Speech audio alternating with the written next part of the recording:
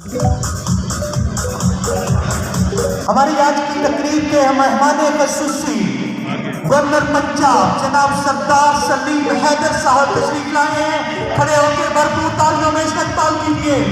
Governor Punjab सरदार सलीम हैदर खान साहब all Pakistan education conference के हिस्सा बने हैं।